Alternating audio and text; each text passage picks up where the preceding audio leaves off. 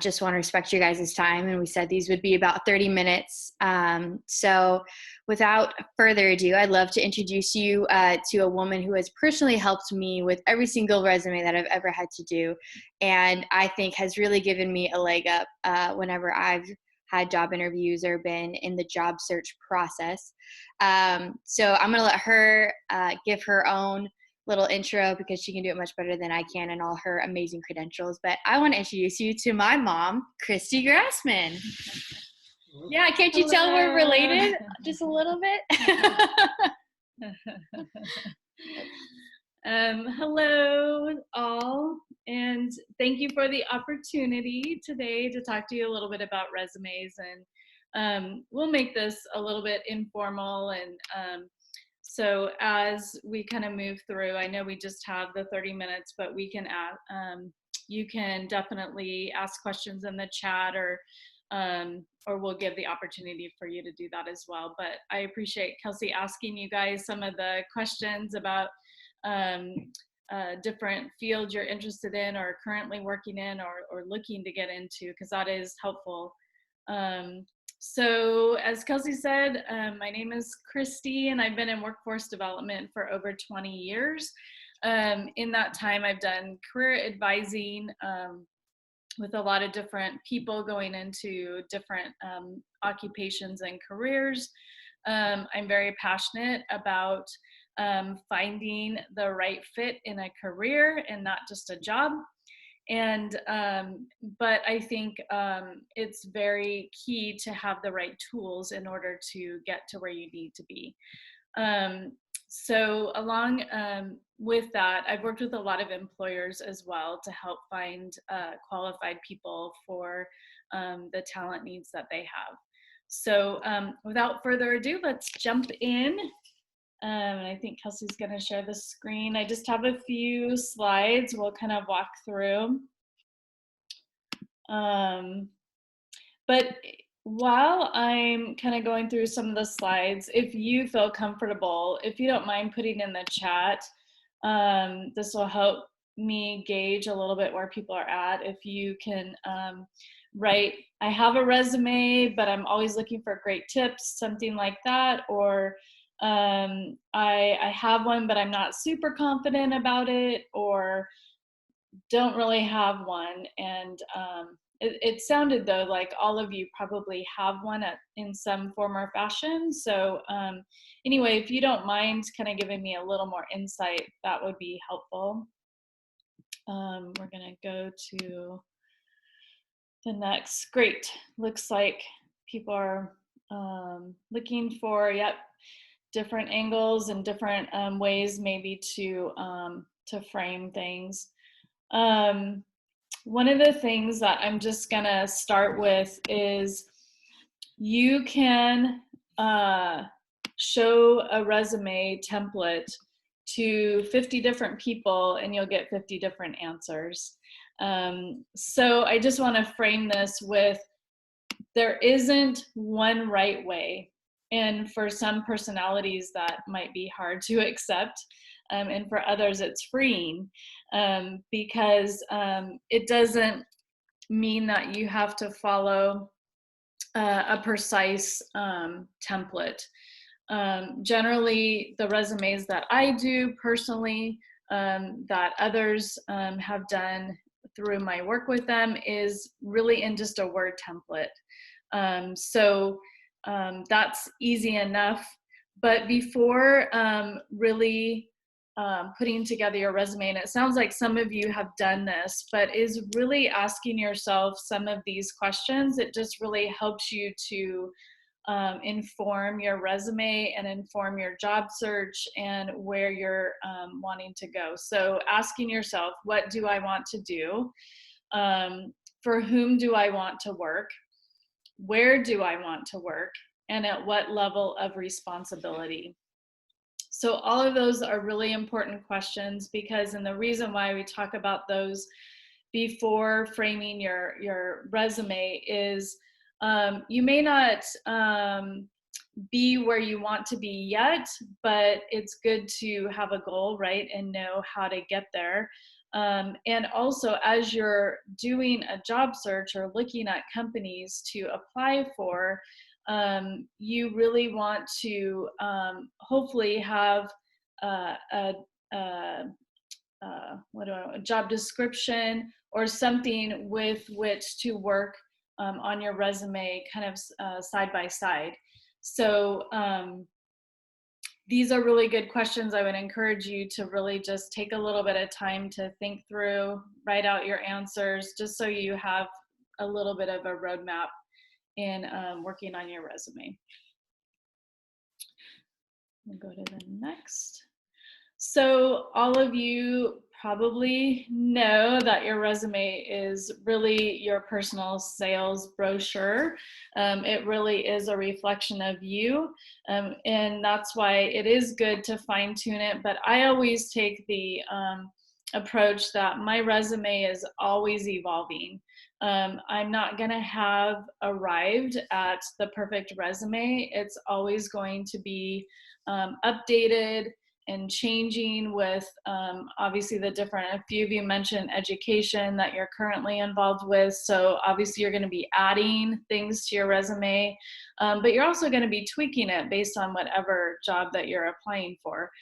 So it's really important that it's easy, right, to put together a resume and feel like this is an awesome resume and I'm going to send it out to the world, to 50 different companies. And I would encourage you to consider that that might not be the best approach. That really, it's important to know the company that you're applying for, and by researching the website, or ideally knowing someone who maybe works at that particular company, so you can gain some insider information to help you frame your resume. But it's really important to know about the job and the company that you're applying for, because those are things that you really want to include in your resume. And that's going to be different, right, with every company that you apply for. So it's really not a cookie cutter approach. There needs to be some variation with each resume that you submit, because you're really tailoring that resume. So employers receive hundreds of resumes, and really the question is, right, how do you stand out? And some people like to be very creative, right? They might choose some fun colors, or they might want to put their picture on their resume, or they sometimes try to take this approach of being memorable. And I would just encourage you that that may not be the right approach in submitting a resume. So without going into too many details about those things, let's just take a picture, for instance. Putting a picture on your resume could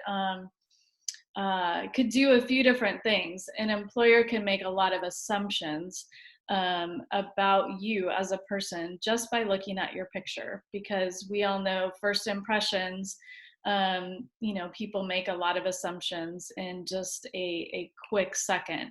So it's really best not to put a picture on your resume.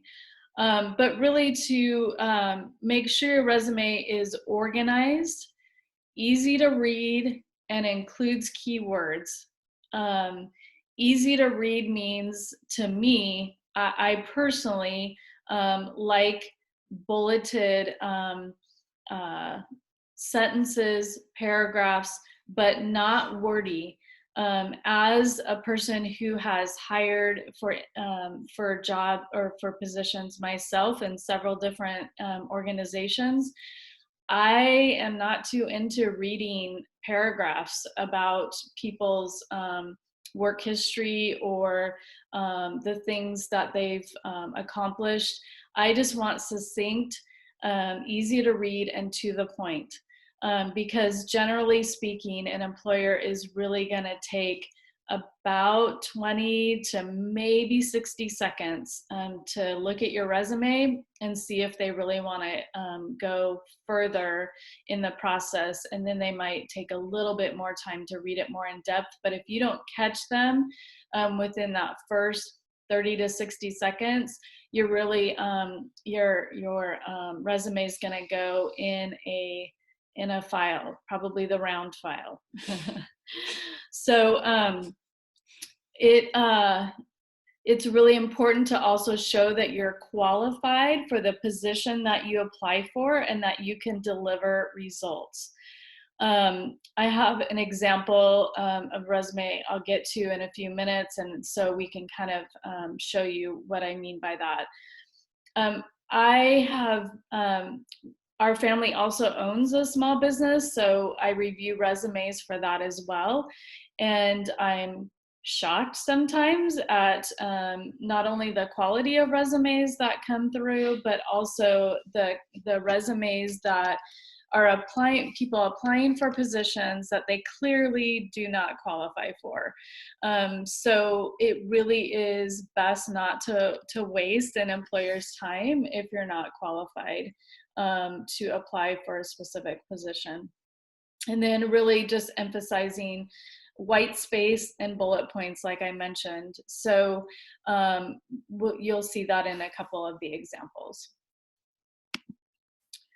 So just some pitfalls and some things I wanted to point out of things to avoid. I mentioned fancy styles and fonts. It's really best to keep things pretty basic, honestly. If you are using Times New Roman, Arial, just some basic fonts, there's some ways that you can stand out if, especially if you're not submitting something in an online platform. But if you can do something like bold some words or maybe italicize some things that you want to emphasize, that's not a bad way to go. And really drawing someone's attention to things that you want to make sure that they pick up on. Again, picture, not recommended. And then personal information, it's not really appropriate to put on your resume, hobbies, things that really are related to maybe various personal information. You want to keep in mind that the whole purpose of a resume is simply to get you an interview. So it has to be succinct enough and capture someone's attention to really just get you in the door for an interview. At that time, you can give a little bit of personal information or go further in that process. But this is really just a snapshot of the most pertinent things that an employer would want to know to get you in the door. I will mention a couple things on the personal information as well. I'm sure none of you have any emails that would be sketchy or inappropriate, but I'm just gonna put it out there because I have seen some very interesting email addresses, and it's just really, again, that is a little telling of you as a person, whether you want it to be or not. So people make judgments based on what they see. Spelling and grammar errors, also another way to quickly kick your resume out. I would encourage you to have at least 2 people review your resume simply for spelling and grammar, and just kind of making sure that your flow of your resume makes sense to someone outside of yourself. I have actually seen resumes, cover letters come through with spelling or grammar errors, and that's a hot topic for me, and I toss it. So that is generally the case that you would find. It's not, a resume is not a place to discuss salary or wages, or even put salary or wage information from prior employers, unless you're specifically asked to do that. And that generally wouldn't fall on a resume, but maybe they would ask you that separately. And then it's just an outdated practice to put personal references on your resume, or to even use the phrase references upon request. It's just kind of a given. If an employer, if you get to the next phase, generally you could for sure have your or your personal references on a separate piece of paper, ready when you go into your interview in case you're asked, or even you can offer that, but not necessary to have that on your resume. These are just examples, and they're not necessarily examples for content. They're more examples to show you like what is pleasing to the eye, bulleted, white space. It's just pretty easy to follow these examples. I'm gonna have Kelsey pull up my resume just so you can see another example. And if for whatever or if you would like Kelsey to send it to you, you're more than welcome to have a copy of it. And if you can scroll up, thank you. Again, I have an objective on mine, but that is, some people will say, don't worry about putting objective on a resume anymore. Some people say yes. That's up to you. Sometimes the benefit of having it on there is just because if you're applying to a large company, sometimes they want you to reference a job number, or you want to make sure that it goes to the right department. So that would be one reason why you could consider putting an objective. And then profile for me is just sort of a summary of my the professional attributes that I want to kind of start with. And again, my profile, my skills summary are really what I try to think of in terms of capturing someone's attention within that 30 to 60 seconds. And you can see my skills summary, it's not long and drawn out sentences. It's really highlighting the things that I have experience in, and just to alert someone like, oh yes, we're looking for someone with event coordination experience. Yeah, I want to read a little bit more about what that looks like. I've chosen, and this format has worked with me, or for me, in the last two positions that I've had. My position currently is with a community and technical college, and so I had to go through a very extensive process to get the position that I have now. And so just to give you, you know, kind of insight as far as the where I work and how this was received in that. So I've broken mine out into relevant experience, you know, customer service, leadership, public relations. This particular resume, I actually changed out the formatting in this area for the college, and so that's not reflected in the one that you have here. I had applied for a different position and I chose not to go further in the process.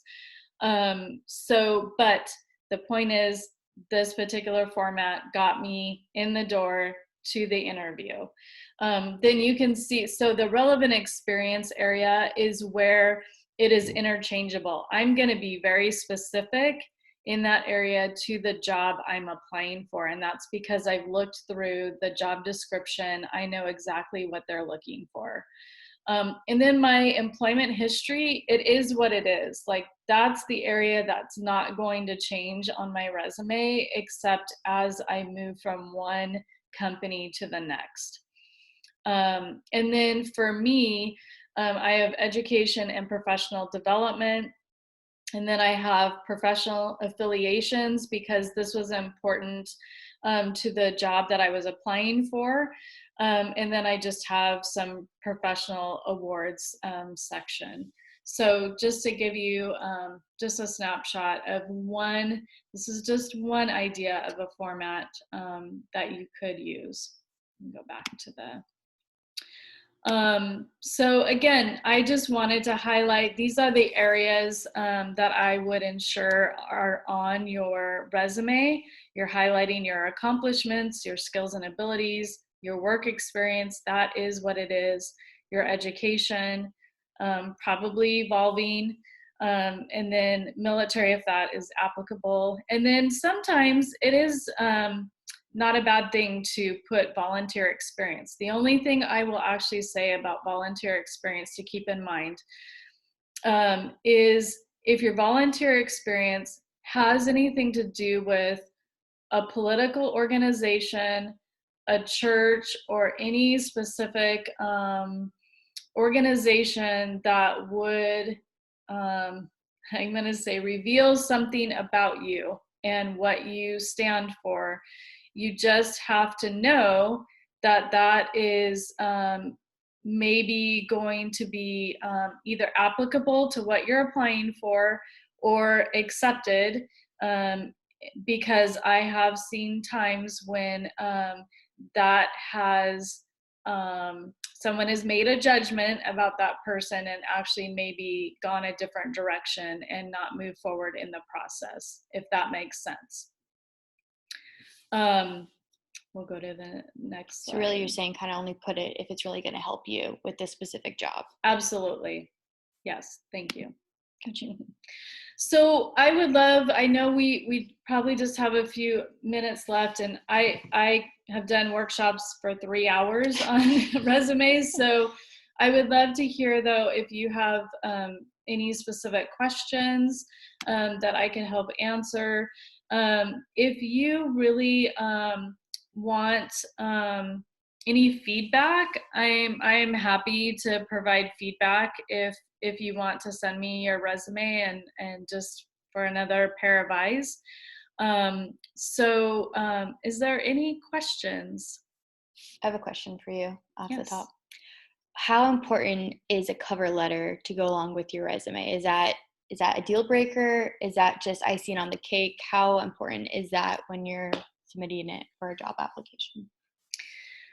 Well, I have 2 answers to that. My personal answer is I would always include a cover letter just because it is another opportunity for me to market my skills.